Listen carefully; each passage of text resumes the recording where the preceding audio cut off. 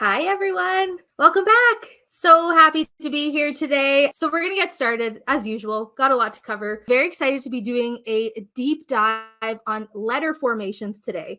So you're going to leave here today knowing how to draw every single letter of the alphabet and feel super confident connecting those basic strokes. This is my signature warm-up exercise. So this is the breathing exercise. So let's go on to our first page of basic strokes. Calligraphy, I always talk about this, is you're going to feel like you're drawing instead of writing. So I'm going to take the cap off of my rollerball here, get in proper position, thumb and index finger touching about 1 inch away from the tip of my writing instrument, middle finger supporting on the bottom. So we're going to go upstroke. And the key here is that you want to move slow and controlled the entire time. So similar to that breathing exercise we did, pay attention to the speed that you're going at. So we're going to go up, down. Now our underturn, down, up. And our compound curve is a combination of your overturn and your underturn. So upstroke, downstroke, upstroke. Your oval shape, I'm just going to draw a star on where we actually start with the oval shape. And we're actually going to start on the right-hand side and go up, down, up. Then we have our ascender loop, which is an upstroke into a downstroke, and our descender loop, which is a downstroke into an upstroke. I mentioned that there is obviously a big difference when you want to kind of move into the flexible nib space because you're able to sort of automatically achieve this beautiful thin upstroke and beautiful thick downstroke. So anytime you're moving in an upward motion, it's a thin line. Anytime you're moving in a downward motion, it's a thick line. And the way that you achieve that, the easiest way to achieve that, I should say, is with what's something called a flexible nib. So this is the Montblanc flexible nib. It's very hard to come by. I know that right now there's a few boutiques in North America that have these on hand. You would just have to contact them directly if you're interested in trying something like this out. It's also available through the Bespoke Nib program as well, but it really is sort of the gold standard for calligraphy. So I'm going to show you how this works. So anytime you see a thin line, which our upstroke here is thin, you know you need to be moving in an upward motion. Anytime you see a thick line, you know you need to apply pressure and move in a downward motion. Applying pressure in that downward motion opened up those tines on my nib and allowed for a thicker stroke. So with our overturn, we're going thin on the up, applying pressure, and I get a thicker stroke on the down. The underturn is the opposite. So thick on the down, thin on the up. Our compound curve is up, applying pressure, releasing pressure. Oval, light pressure, heavy pressure, light pressure.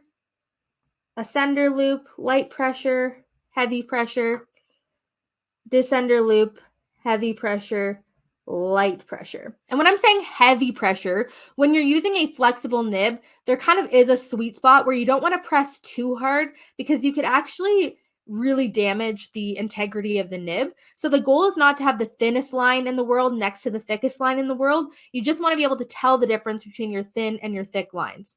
Then you have the faux technique. So for those of us that are using a ballpoint or a rollerball pen and you've done your basic strokes, but now you want them to look like this, you would simply create those basic strokes again in monoline. So up, down, we'll just do the first 3 together and overturn.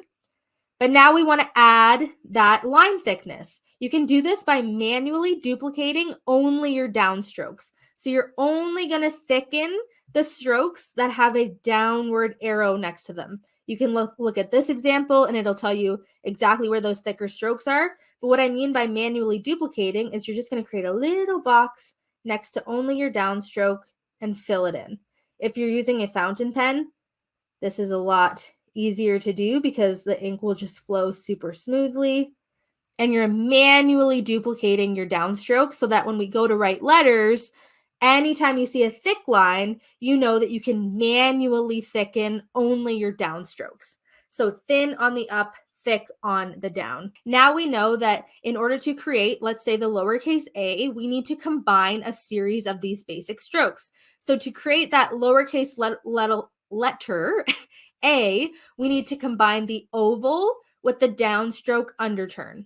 Okay, so what that looks like in practice is you would create the oval shape and you would connect it with a downstroke underturn. So instead of just writing this in one fluid motion, we're going to create the oval, stop, downstroke, underturn. And if we wanted to create that faux calligraphy effect to mimic the flexible nib, we would go ahead and duplicate only when we were moving in a downward motion. So as we know with the oval, we start on the right-hand side. So we're moving up. Okay, now we're moving down. So I'm going to duplicate that downstroke. Now we're moving up again, stop. Then we have a downstroke underturn. So I'm going to duplicate only that downstroke. And there you have a lowercase letter A that looks like it was written with a flexible nib. To create the letter M, it's a downstroke connected by an overturn and connected by another overturn, underturn. So the combination of those strokes looks like downstroke, stop, overturn, stop, overturn, underturn. So that, in essence, is the most important part of learning modern calligraphy. This is the Peak Paper Co. Modern Calligraphy alphabet. Would love for you to sort of analyze this alphabet. I've written the number of strokes that it takes to create each letter directly on this page here. So let's start on our first page here. For the uppercase A, we're going to start with that upstroke, downstroke, underturn, coming across. We already did the lowercase a together, but let's do it again. Oval, downstroke, underturn. The uppercase B, we're going to go down, stop, upstroke, downstroke, stop, upstroke, downstroke, and this is what's called a flourish. So this final stroke here is in part 3 coming up in December. That final stroke is what we're going to use to connect to the other letters in any word that you're writing. So we're going to start with our ascender loop, which is an upstroke, downstroke, upstroke, downstroke, flourish. The C is an easy one. It's kind of like an open oval. So we're going to do a tiny little downstroke, upstroke, downstroke, underturn, up, down, up. So we have a downstroke, stop, up, down, flourish. So I would create that oval shape similar to when you're doing the lowercase a, and then I would go up, down, underturn. So tiny little downstroke, that's 1, and it's essentially a C.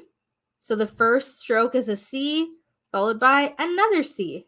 For the lowercase, we're going to go up, down, start with this tiny little flourish, and we'll go up, and then we'll stop, down, up,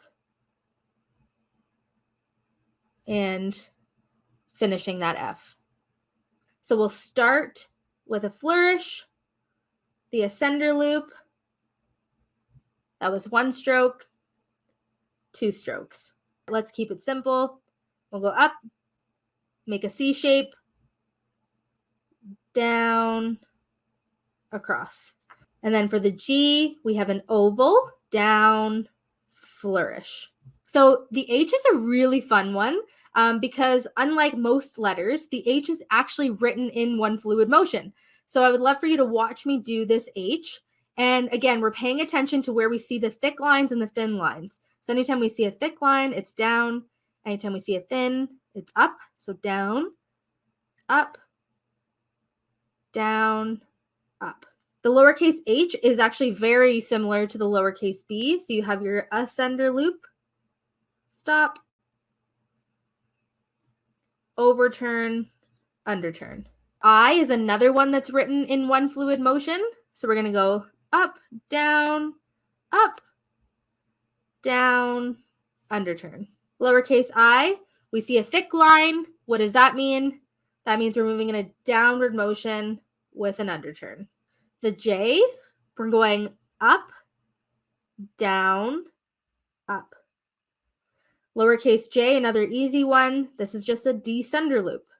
So we're going down, and then downstroke, flourish, downstroke, upstroke. Lowercase k, what does that look like? It looks the same as a lowercase h. So we go up, down, stop, up, down, stop. Now the L. I'll let you in on a little secret. Underturn, upstroke, downstroke, underturn. So what you could do is go down, up, flourish. So we go down, up, flourish. And then we have our P, which is a downstroke, stopping, overturn, flourish. The Q is an oval. So up, down, upstroke, downstroke, upstroke, slow and intentional with that final squiggle line. And so again, looking for those consistencies. The Q is an oval with a descender loop and this little final stroke here that we would use to connect letters in words. The letter R will do a downstroke, stop, overturn, flourish out the back. So lowercase r, that was just requested. So I'm just calling out that I'm about to do the lowercase r here. So that's an upstroke, stop, downstroke, underturn. The S, this is one of my favorite letters stylistically, and it is written in one fluid motion. So the way we do the uppercase S is we go up, down, flourish. The T, that's an easy one, downstroke, underturn. And we have the U, which is a underturn, downstroke, underturn. Same thing with the lowercase. Underturn. So the V, we're going to start. So underturn with a little bit of a point at the bottom. W is the exact same thing, except we're breaking it down into two underturns. And again, I would tend to curve this way. With our X, we have a downstroke because you saw a thick line with an underturn, overturn. And then we're going to start our Y the same way as the U. Underturn, downstroke, descender loop. And for the letter Z, we're going kind of a mid-stroke across in that squiggle shape, the same way as I crossed my T. We're doing that shape for the Z. Down, stop, squiggle. So if you prefer the look of the lowercase, then you could always use that. It's basically the number 3. Flourish. A couple of things that you can do to make your own alphabet or develop your own style. You can change the size and shape of your ascender and descender loops. And so we talked about that with the B, where it could just be a downstroke, overturn, and connector stroke. So not as stylistically appealing to me, but I want you to experiment with maybe reducing the size of that ascender loop and maybe reducing the size of the flourish at the bottom. Maybe that's stylistically more aligned with your own individual style. And just try that out for all the letters that you see here. And then just because I would love to see you have something to share with us online afterwards as well, you can use your alphabet sheet from your workbook. My last name starts with a D, so I would do downstroke, upstroke, downstroke, coming across with a flourish. These blank lines down here are for you to experiment with different styles for that letter of your last name. So again, maybe a smaller little flourish down here. But as a reminder, I'm Brittany with Peak Paper Co. And what a joy and a treat to be here with you today. Thank you so much, everybody, for joining us today. Thank you.